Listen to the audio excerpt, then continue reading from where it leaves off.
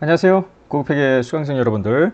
지난 시간에는 내부 미실현 이익이 무엇인지, 그리고 내부 미실현 이익이 발생했을 때 그것을 제거하는 과정을 이야기했었죠. 더 나아가서 이 내부 미실현 이익, 상향거래 미실현 이익과 하향거래 미실현 이익으로 구분해서 연결당기 순이익을 지배기업 소유주 귀속 당기 순이익과 비지배 지분 귀속 당기 순이익으로 구분했던 거 기억나죠? 더 나아가서 특정 연도 말 현재 내부 미실현 이익은 궁극적으로 차기 이후에 소멸이 됩니다. 이때 이를 관연도 미실현 이익의 실현이라고 하는데요. 자, 관연도 미실현 이익의 실현과 관련돼서 비지배 지분은 어떻게 결정이 되는지를 살펴보겠습니다. 지난 시간에 했던 1번의 연속인데요. 갑회사와 의뢰사의 X2년 당기순이익은 각각 1200과 150입니다. 다음에 경우별로 관연도 내부거래 미실현이익 중 당기실현이익이 연결당기순이익, 지배기업 소유주 귀속 당기순이익, 비지배 지분 귀속 당기순이익, 그리고 비지배 지분 잔액에 미치는 영향을 살펴보겠습니다. 먼저 경우 1번은 미실현 손익이 없으면 어떻게 되느냐. 연결당기순이익은 갑회사 당기순이익, 의뢰사 당기순이익 더한 겁니다. 물론 이 금액에 차이가 있을 수 있는 건 영업권의 손상차손이라든지 의뢰사를 취득할 때 순자산의 장부금의 공정가치 차이 중 당기 소멸분이 있으면은 그것이 반영이 됐죠. 여기서는 그게 없으니까 두 금액을 더한 1350입니다. 그러다 보니 지배기업 소유주 귀속, 비지배 지분 귀속으로 나누는 건 아주 간단하죠. 쉬운 방법은 이 1350 중에 1350에 들어가 있는 의뢰사 당기 순이익 150 아니에요. 이 중에 10%가 15원이 비지배 지분이고요. 1350에서 15원을 뺀 나머지 금액이 1335 지배기업 소유주 귀속입니다. 뭐 이렇게 계산해도 되고요. 여기서처럼 갑회사 당기순이익과 의뢰순이익 중 90%를 지배기업 소유주 귀속으로 배분해도 마찬가지겠죠. 그림으로 본다면은 갑회사 당기순이익, 의뢰사 당기순이익 여기에 뭔가 더하고 빼는 게 없죠. 자, 요 우측에 10%가 비지배 지분 귀속 당기순이익이고요. 나머지 전체가 지배기업 소유주 귀속이다. 따라서 포괄순이익계산서 하단에는 1350이 각각 이와 같이 표시가 된다. 더 이상 이야기하지 않겠습니다. 이번에는 경우인데요. 전기에 발생한 하향거래 미실현이익이 30이 있었습니다. 이게 1번에서 했던 거예요. 하향거래는 지배가 종속한테 팔면서 이 지배기업의 순이익이 부풀려진 겁니다. 그런데 이 30원 중 20원이 단기에 실현이 됐대요. 시험 문제로는 하나도 실현이 안 됐다, 뭐 일부 실현이 됐다, 전부 실현이 됐다, 뭐 다 가능한 일입니다. 자, 단기에 실현이 됐을 때는 어떻게 하느냐. 연결실체 입장에서 이때 보고 이익으로 포함을 시켜라 이런 겁니다. 그래서 연결당기 순이익은 갑회사 당기 순이익, 의뢰사 당기 순이익에 전년도 미실현이익 중 당기 실현이익을 집어넣는 겁니다. 그러니까 이 실현이익이라고 했는데요. 이것이 바로 전년도에 미실현됐기 때문에 당년도에 실현이 됐다. 뭐 그런 이야기로 보면 되죠. 자, 지배기업 소유주 귀속, 비지배 지분 귀속으로 나누는데요. 자, 1370 중에 얼마가 비지배 지분 귀속일까? 의뢰사 당기순이익이 150 아니에요. 이 150은 지배가 종속한테 판 하향거래 아닙니까? 따라서 미실현이익, 실현이익 등은 지배기업, 이 종속기업의 당기순손익과는 전혀 무관하죠. 150의 10%, 15원이 비지배 지분 귀속입니다. 따라서 1370과 15원의 차이 1355원이 지배기업 귀속 소유주, 지배기업 소유주 귀속 당기순이익입니다. 그림으로 한번 볼까요? 원래 1200, 150 이렇게 됐는데 하향 미실현이익은 빼고 실현이익은 더해줘야죠. 어디에? 요 왼쪽에다 더해주는 거죠. 자, 우리는 요 오른쪽 귀퉁이에 10%가 비지배 지분 귀속이라고 했기 때문에 나머지 부분을 지배기업 소유주 귀속이라고 계산을 하면 되는 거예요. 이렇게 계산을 한 금액들이 포괄손익계산서 쭉 해서 당기순이익 밑에 지배기업 소유주와 비지배 지분으로 각각 어떻게 귀속되는지 넣어주면 되죠. 항상 중요한 게 이 상향거래예요. 상향거래는 지배가 있고 종속이 있는데 종속이 지배한테 파는 거예요. 따라서 종속회사 당기순이익이 부풀려져 있었다고 보고 전년도에 요거를 죽여버렸잖아요. 그런데 그 상향거래 미실현이익 30원 중 20이 단기에 실현이 됐대요. 그러면 연결당기 순이익을 계산할 때는 상향거래, 하향거래 구분하지 않고 미실현이익은 빼고 실현이익은 더하고 이렇기 때문에 1370입니다. 앞서 경우 2와 다르지 않는데요. 이제 문제는 1370원을 지배기업 소유주와 비지배 지분으로 구분을 해야죠. 눈으로 보이는 2년도 종속기업의 당기순이익은 150이라고 했으나 정년도에 죽였던 게 이번에 이익으로 넣었어야 되니까 20만큼이 부풀려줘야 된다라는 거예요. 그래서 170을 기초로 해서 10% 17원이 비지배 지분 귀속입니다. 따라서 1370에서 17을 뺀 나머지의 1353이 지배기업 소유주 귀속입니다. 이렇게 계산해도 되고요. 본인 거 지배기업 1200과 종속기업 170에 기초한 금액의 90%를 들러붙여도 마찬가지입니다. 그림으로 보면 확연하죠. 자, 원래 갑회사 당기순이익은 1200, 의뢰사는 150인데 상향거래 관연도 미실현이익이 당연도에 실현됐대요. 어디다 붙여요? 20을. 이 오른쪽에 붙여야지. 여기다가. 이 금액 중에 10%가 비지배 지분 귀속이고요. 나머지 금액이 지배기업 소유주 귀속입니다. 따라서 포괄 손익계산서에는 1370이 다음과 같이 구분 표시된다. 이렇게 보면은 되겠습니다. 자, 얘 2의 결과가 표 2에 나오는데요. 연결단계 순위 아무것도 없을 때는 1350인데 하향 거래든 상향 거래든 실현이익이 지금 20 있다고 그랬잖아요. 그래서 1370으로 이 두 경우는 더 많아지겠죠. 1350을 미실현이익이 없는 경우에 지배기업 소유주하고 비지배 지분으로 귀속을 시켜야 되는데 종속기업 당기순이익이 150이라고 그랬죠. 그러니까 150에 10% 15. 하향 거래도 15는 똑같아요. 여기는. 그래서 단지 20만큼이 하향 거래 피회사 순이익이 원래부터 과대 표시된 거니까 그리 귀속이 되기 때문에 여기에 들어가는 거죠. 비지배 지분과는 전혀 무관하죠. 그러나 상향거래 실현이익이 있을 때는 얘기가 다르죠. 종속기업 순이익이 더 많아진 걸로 봐야 되겠죠. 이번에. 그래서 20원만큼 더 들어가서 10%에 해당되는 17원이 비지배 지분 귀속으로 들어가기 때문에 이거보다 좀 적죠. 더 나아가서 비지배 지분 잔액도 적어질 수밖에 없죠. 왜냐하면은 상향거래 미실현이익 잔액이 얼마 남았어요? 잔액. 얘 1번에서는 30만큼 잔액이 있었는데 이제 10만큼 잔액이 있죠. 20은 실현됐으니까 따라서 10에 10% 곱한 1원만큼 차이가 나는 것입니다. 지금까지 내부 거래가 있는 경우 내부 거래에 미실현이익이 있고 그 미실현이익이 다음 연도 이후에 실현이 될 경우 어떻게 연결단기 순이익이 계산이 되고 지배기업 소유주와 비지배 지분으로 갈라지는지를 살펴봤습니다. 자, 일단락 됐고요. 이제부터 재고자산 내부거래, 유형자산 내부거래, 채무상품 내부거래, 기타 등등 이런 내부거래 유형별로 나누어서 보는데요. 재고자산 내부거래는 좀 전에 보았던 예 2, 지난 시간에 보았던 예 1번을 통해서 한번 맛을 봤죠. 재고자산 내부거래가 실제로도 가장 많이 발생하고요.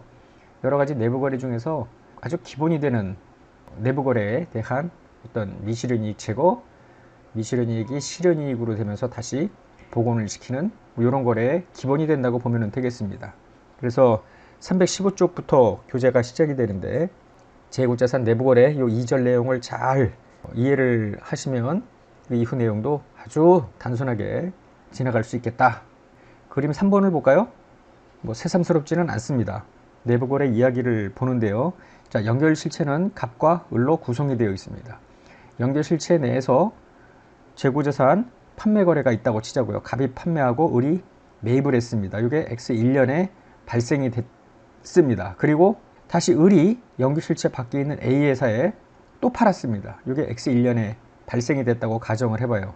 그러면은 X1년 관점에서 보면은 갑이 A에 직접 판 거나 다름이 없잖아요. 즉 연결실체가 A한테 판 것입니다. 따라서 여기에서는 미실현 단순 합산했을 때 미실현이익은 없고요. 오로지 두 회사 간의 내부 거래 시 얘는 수익, 얘는 비용이 더블 카운팅 됐을 뿐입니다. 따라서 이때는 미실현이익은 없고 내부 거래만 상계하면 되겠습니다. 얘 3번을 보죠. 1년도에 지배는 연결 실체로부터 1000에 취득한 재고자산을 종속에게 1300에 팔았대. 지배가 있는데 이 지배가 외부로부터 1000에 산 것이 있대요. 이거를 종속한테 1300에 팔았다는 겁니다. 그럼 여기에 지금 300만큼 이익을 남긴 겁니다. 그런데 이대로 끝난 게 아니라 종속은 같은 연도 중에 연결실체 외부의 회사한테 이걸 1,500에 팔았대요. 그러면 여기 1,500에 이쪽으로 팔았으니까 여기에 200만큼 이익이 남기겠죠? 이때 이 두 회사는 마치 한 회사나 다름이 없잖아요. 이 거래는 외부에서 1,000에 매입한 걸 밖으로 1,500에 팔아 500에 이익을 남겼다. 이렇게 연결 재무제표에 보고를 하면 되는 겁니다. 단순 합산하면은 여기 300이익, 여기 200이익 해서 500이익은 맞아요. 그런데 1,000원에 사서 1,500원에 팔았다 라고 해야 되는데 그게 아니라는 거죠. 이 내부 거래로 인한 총 수익과 총 비용이 더 많아지는데요. 자, 그 뜻이 뭐냐면 각 개별 기업의 재무제표를 좀 더 들여다볼까요? 지배기업은 1,000원에 사서 1,300원에 팔았으니 재고자산은 사라지면서 매출원가, 그 다음에 매출이 1,300 해서 매출 총이익이 300 이렇게 잡히겠죠. 자, 종속기업은 P로부터 매입한, 지배로부터 매입한 재고자산을 이쪽에 1,500에 팔았으니 1,500인데 재고자산 1,300이 매출원가로 빠지니까 이렇게 되면서 매출 총이익이 200입니다. 연결할 때는 이 두 개를 단순 합산할 거 아니에요. 그러면 500의 매출 총이익인데 매출 2,800, 매출원가 2,300. 마치 단순 합산한 결과를 보면은 외부에서 2,300에 매입한 재고자산을 다시 다른 외부로 2,800에 팔아서 500의 이익이다. 이런 거 아니에요. 근데 앞서 우리가 보았던 것처럼 이 거래는 외부로부터 1,000원에 매입한 걸 다시 다른 외부에 1,500에 팔았다. 즉 매출원가 1,000, 매출 1,500, 그래서 500 이렇게 해야지 옳다는 거예요. 그러니까 미실현 이익이 없기 때문에 매출 이익에 미치는, 순액에 미치는 영향은 똑같지만 총액 수익과 비용이 각각 내부 거래만큼 부풀려져 있다. 요 파란 색깔로 표시된 매출과 매출원가가 이중으로 표시가 되어 있다라는 거예요. 그래서 단순 합산하면서 연결 조정 분계를 할 때 수익과 비용을 퉁치는 거죠. 매출, 매출원가 이렇게 역분계로 지워버리면 되겠다 하는 겁니다. 교재 317페이지입니다. 이제 그림 4를 보자고요. 이번에는 미실현 이익까지 살펴보는데요. 연결 실체는 갑과 을로 구성이 되어 있습니다. 자, 연결 실체 내에서 X1년에 갑이 을한테 재고자산을 판매를 했습니다. 여기 X1년 발생이에요. 그럼 여기에 100만큼 예를 들어 이익을 붙여서 팔았다 그러면은 이 100이 내부거래 이익인데 이게 을이 다시 연결 실체 밖에 A 회사에 X1년 중에 몽땅 팔았으면 이거는 모두 실현이 된 걸로 봐야죠. 앞서 우리가 보았던 그림 3. 이때는 같은 1년도 아닙니까? 따라서 내부 거래만 상계되고 있지 미실현 이익 같은 것은 고려할 이유가 없었잖아요.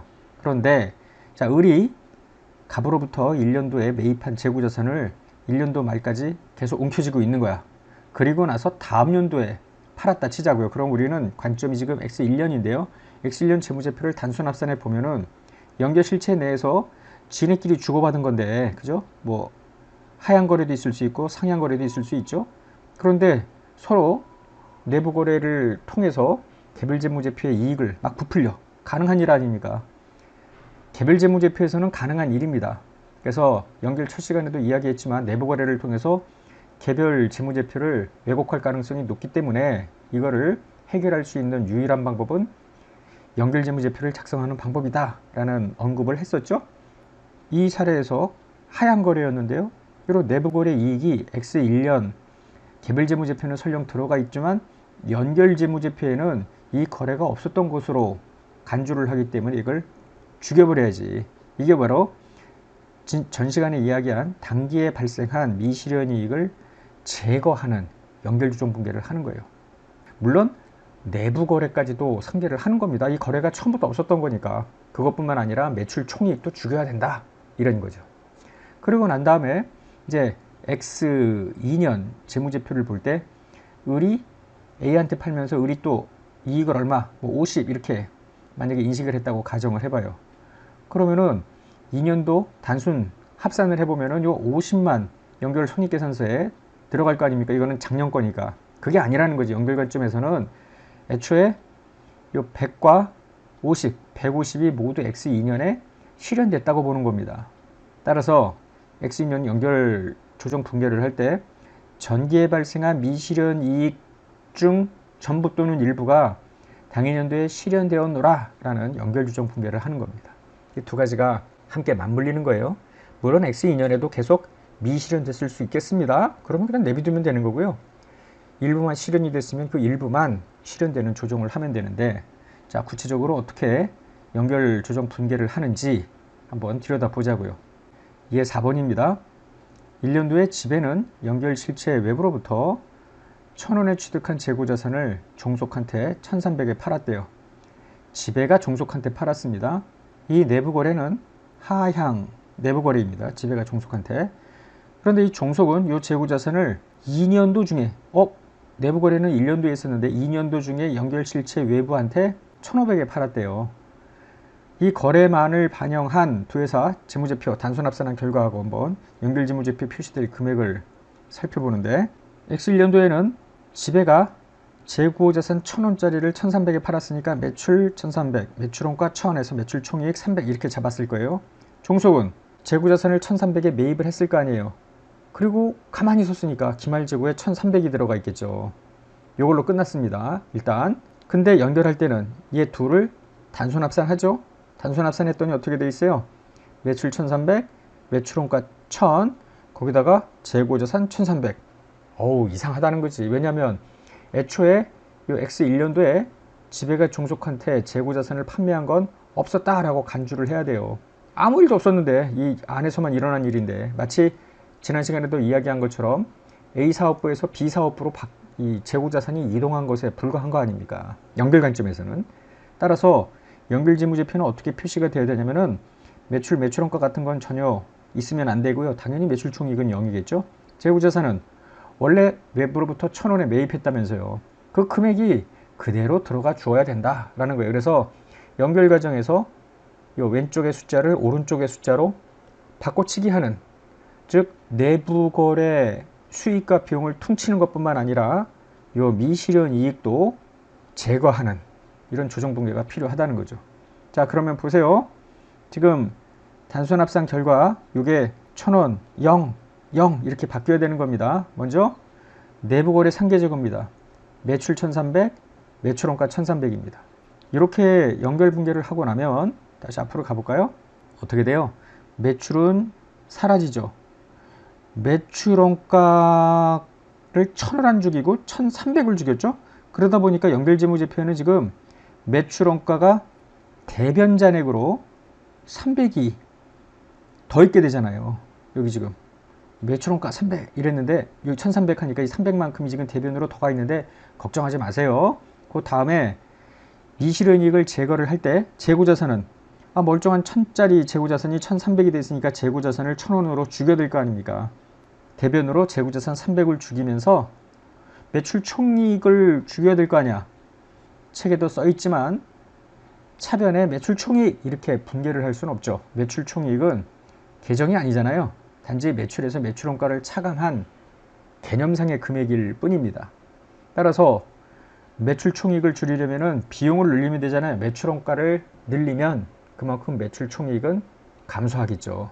따라서 이 두 개의 분계를 앞서 단순합산 결과에 반영하면 다음과 같이 재고자산은 1,000, 매출 0, 매출원가도 0, 그래서 매출 총이익도 당연히 0이 되는 겁니다.